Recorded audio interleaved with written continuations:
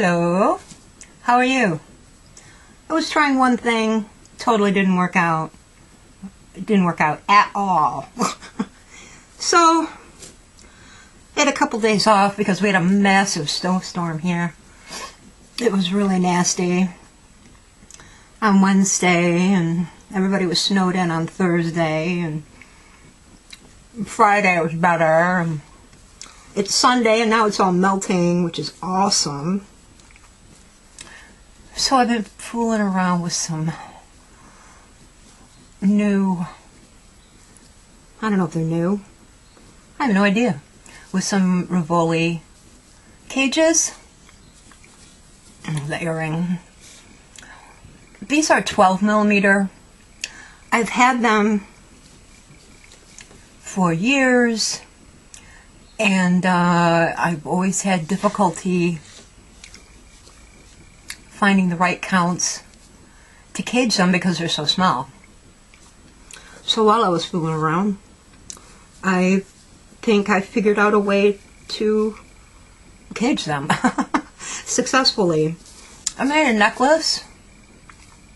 This chain is actually too heavy, but I didn't have anything lighter. I mean, it's okay. I wanted something a little lighter, but that's what I had. And I put 3 together with some really strong jump rings in between.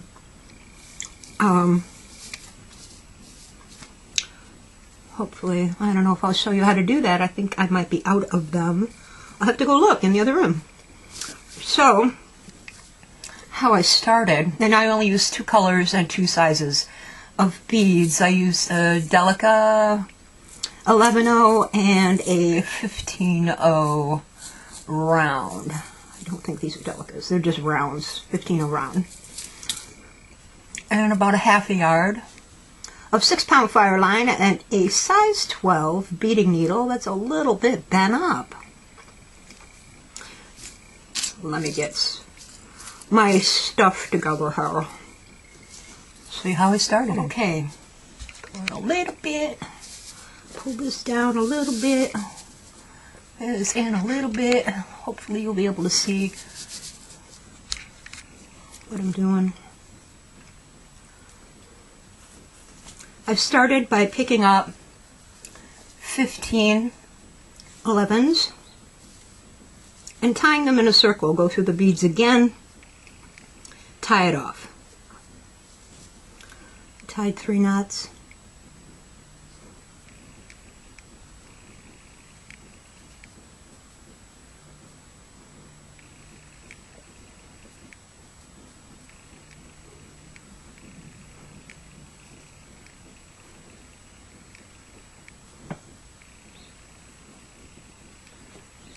So you got a little ring, 15 beads.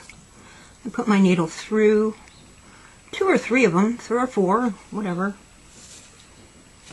and get rid of that tail because it's going to drive me insane. Then I picked up 5 in this order, 211 Delicas, 115, 211 Delicas. I skipped the next bead and went through the next 2. Okay. Pick up 2 11s, 115, 2 11s. Skip the next bead, go through the next 2. All the way around.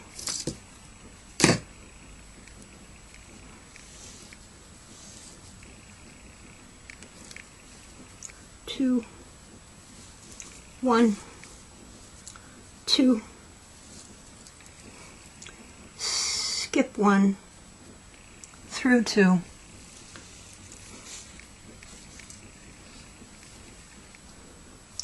two, 1, 2, skip 1 through 2,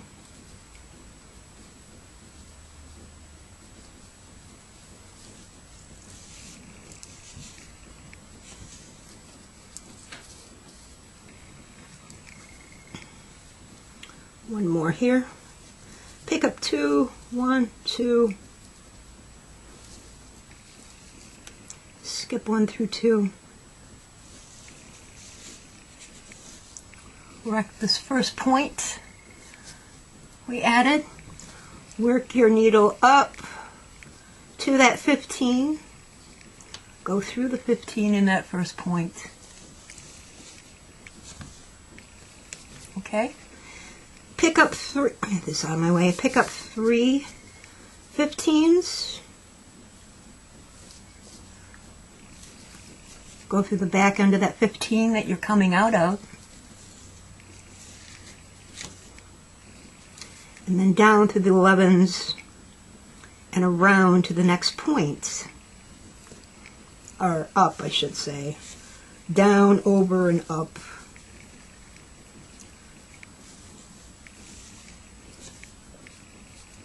Through that 15 at the next point. Pick up 3 more 15s. Go through the back end of the 15 that you're coming out of, so that you're making little picots at the tip of that 15. Down and around and up.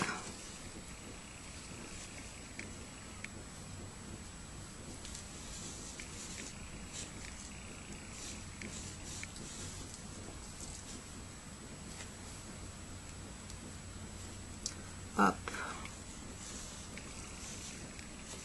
through the 15.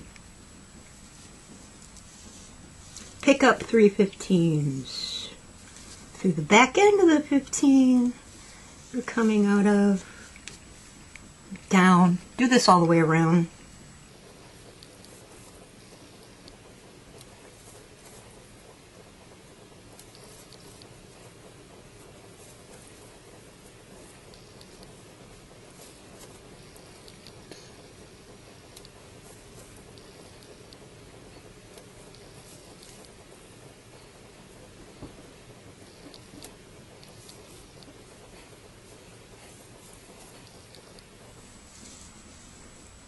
Last one.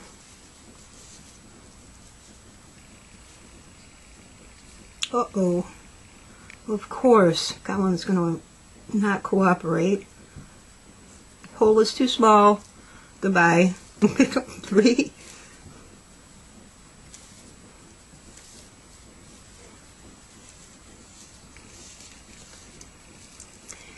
Then you're going to work your way up to the tip of this 15, this one right here, that one right there. So you go down, over, and back up to the next point that you just added.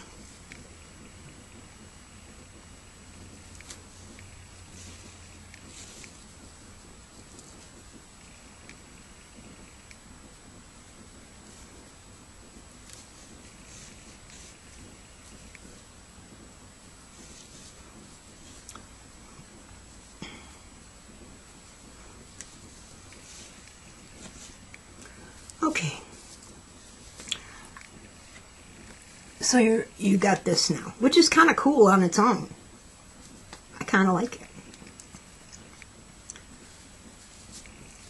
Next, you're going to pick up 2 11s, 1 15, 2 11s. Go to the tip of that next point, the very top 15. Repeat all the way around. 2, 1, 2. Do the next one. 2, 1, 2. Do the next one. 2, 1. Oops, that's broken. 2.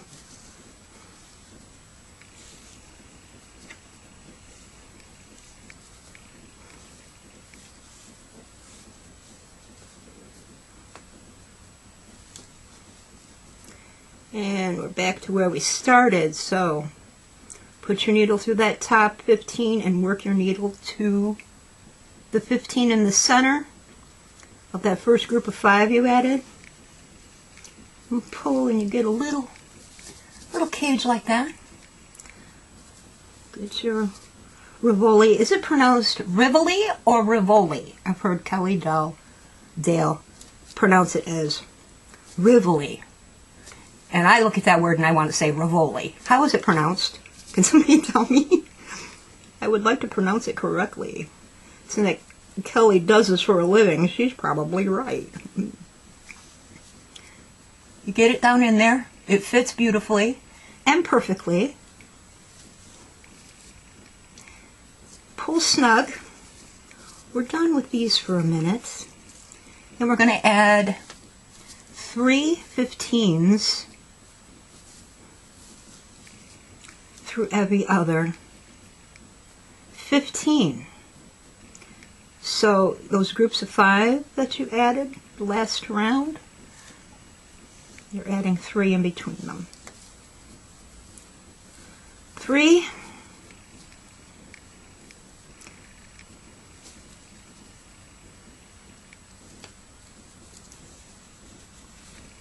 Keep everything really snug.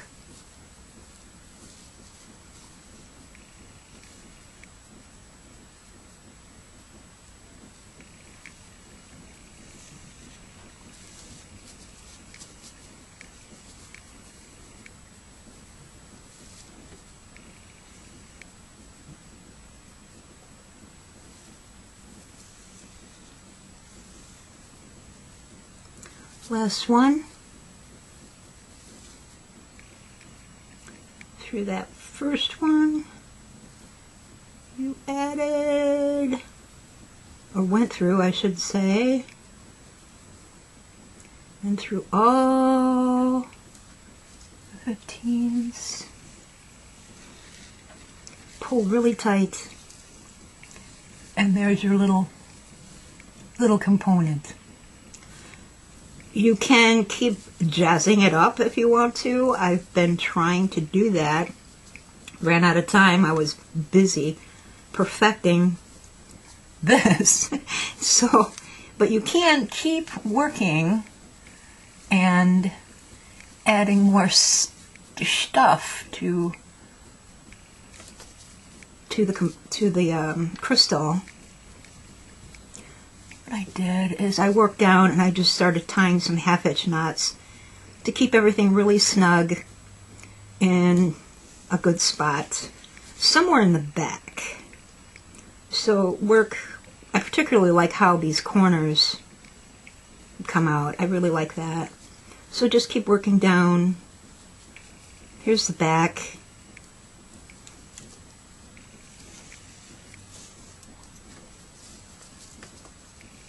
And so secure it.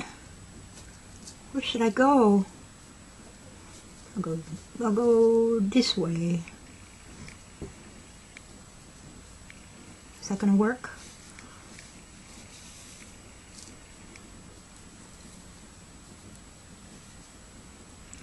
Yeah, no, do not go there. There. A couple of them.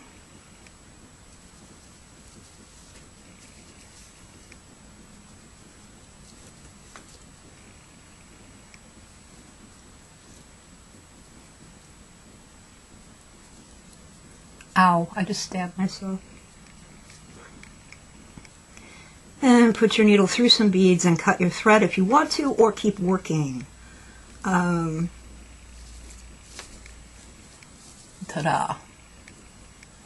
Okay. How I did these is this jump ring, if you're careful and patient, it slid right through these intersections on the top. Come on, focus. I need a new camera so bad. Not gonna bother, really. I don't know. I don't know what the hell YouTube's doing. It's ridiculous.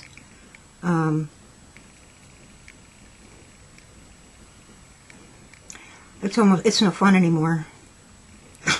Just as I said, they keep changing everything, and it's turning into just a giant conglomerate. I don't get it. So here's the back. You slip a big jump ring through there and put your component on, and you got your earring. Here's the other one. Did the same with the necklace. Slipped them through there. Added a chain. I may change this out. Add a lighter chain. But I kind of like it. I kind of like the way it looks. Yeah, I do. I kind of like it. So, that's that.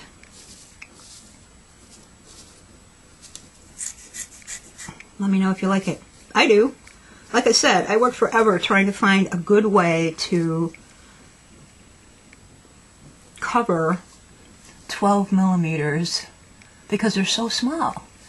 And it was just hard for some reason. Right? That's it. Look, YouTube is in a lot of trouble. It's just turning into madness because I've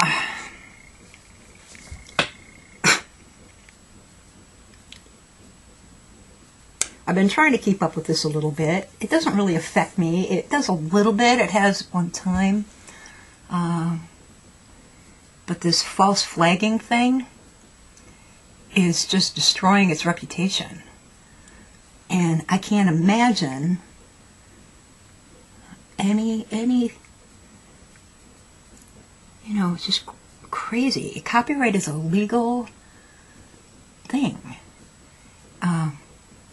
U.S. government, federal government handles this. So how YouTube is trying to be its own little government and doing a terrible job. It is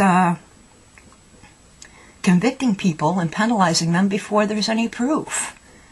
And that's not how enlightened cultures do this. You know, you're innocent until proven guilty. But that's not how YouTube does it. It happened to, I don't watch these channels. There's one guy I started watching. He's an actual copyright attorney, copyright and patent and trademark, and you know, he's a younger guy, but he's very good, and he's really interesting, and he's been explaining this, and what YouTube is doing is just, if somebody flags, say, a popular video, the revenue from that video goes to whoever files a complaint, legitimate or not. And that's not how the law works. That's not how, you know, that's not how justice works. Not in America, anyway. Well, third world nations, maybe, but not in the West. If someone files a complaint against you in the West, they need to have some proof, you know, some evidence. And these people are filing complaints with none and then winning away. It's just crazy. So, if YouTube wants to pretend it's a government agency, then it needs to act like a government agency and protect the rights of people and stop violating them. Like a little dictatorship. It's ridiculous. It's anarchy. Simple copyright is anarchy. I've been saying it for years. It's anarchy. If you want to have real copyright protection, you need to file your work with the government and get issued a copyright number. A copyright registration number. If you don't have that, you don't have any real protection. Clearly. Obviously. And YouTube has no idea what it's doing. I don't understand. I just don't. I do not understand. Leonard, I'm really enjoying your videos, and I hope that you talk a little bit about copy fraud, because that's what this is. This is widespread, ridiculous copy fraud, and there are no laws against it at this time. And I wish there were, but there aren't. I think I've only had this happen one time. I don't generally check because I just don't care. some stupid bitch on Etsy flagged one of my videos a long time ago. I don't know, maybe they've done it before. I don't really care, you know, because they're wrong and I know they'll catch it, but for some of these people that make their living on YouTube, which I don't, it can cause a lot of damage. They lose a lot of money. And ignorance is the cause. You need to have some evidence. You need to have some proof before Google and YouTube takes any action against a violator. You need evidence. They aren't using any evidence. They're just using... And anybody can file a claim. Anybody! Total stranger off the street can flag a video that they have nothing to do with. If you walked into a government agency and said, so-and-so's rights are being violated, you need to punish so-and-so, you will be laughed out of the office. If you went into the copyright office and decided, or went into an attorney's office and wanted to file a copyright violation claim, they would laugh you out of there. What does this have to do with you? Who are you? You're nobody. So dumb. So, anyway, it's just starting to not be any fun. There's a zillion, billion crazy, ridiculous networks out there that are just eating up all the fun. They suck. Most of them are not any good.